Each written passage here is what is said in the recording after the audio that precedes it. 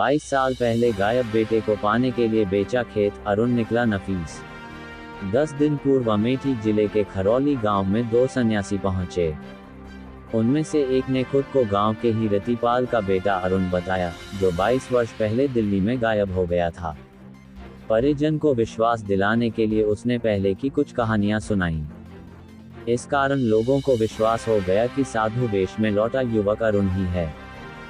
जब लोगों ने उससे संन्यास छोड़कर घर में ही परिजनों के साथ रुकने को कहा तो ठग ने अगली चाल चल दी। उसने बताया कि वह झारखंड के जिस मठ से जुड़ा है, वह 10 लाख रुपए का दान लिए बिना उसे नहीं छोड़ेगा।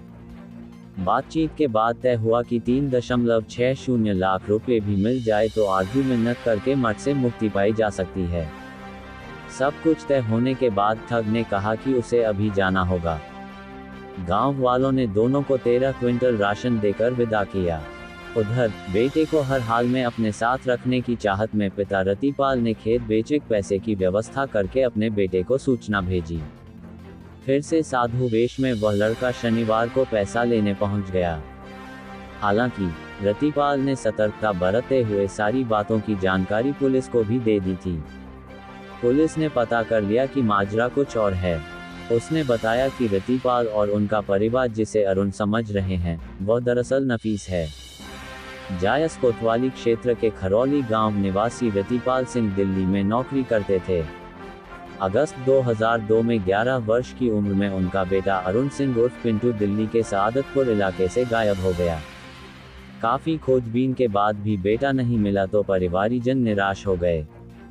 बीती 25 जनवरी को खरौली गांव में 2 सन्यासी युवक पहुंचे और वे रतिपाल के घर पर आकर मां के हाथ से भिक्षा लेने की जिद करने लगे। उसमें से एक ने खुद को अरुण बताया और पहचान के लिए कुछ घटनाओं का जिक्र किया। दरअसल ठग ने रतिपाल को चूना लगाने की पूरी प्लानिंग की थी।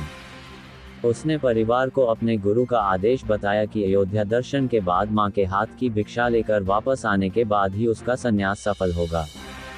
दोनों वहीं घर पर रुक गए। परिजनों की सूचना पर दिल्ली से रतिपाल और अन्य परिवारीजन 27 जनवरी को गांव पहुंचे और 22 वर्ष पहले गायब हुए बेटे से मुलाकात की। गायब बेटे को पाकर सभी बिलख पड़े। बेटे को दोबारा धाम नहीं जाने का अनुरोध करने लगे। बातचीत धीरे धीरे सौदेबाजी में बदल गई। लड़के ने कहा कि वह झारखंड के पारसनाथ स्थित मठ से जुड़ा है, जहां से मुक्ति पाने के लिए उसे 10 लाख रुपए देने होंगे। आखिरकार 3.60 लाख में बात तय हुई और फरवरी के दूसरे सप्ताह तक पैसे जुटाने की मियाद रखी गई।